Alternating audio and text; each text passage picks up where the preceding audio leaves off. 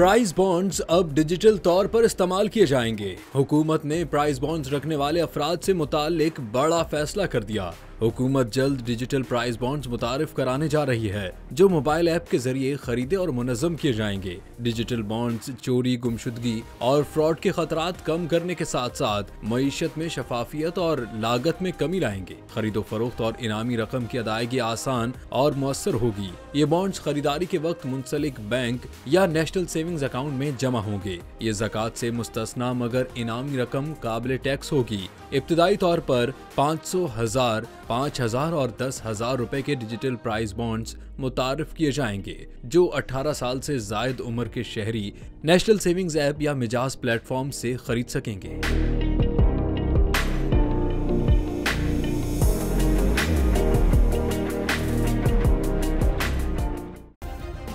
Subscribe करें और bell दबाएं ताकि कोई खबर रह न जाए।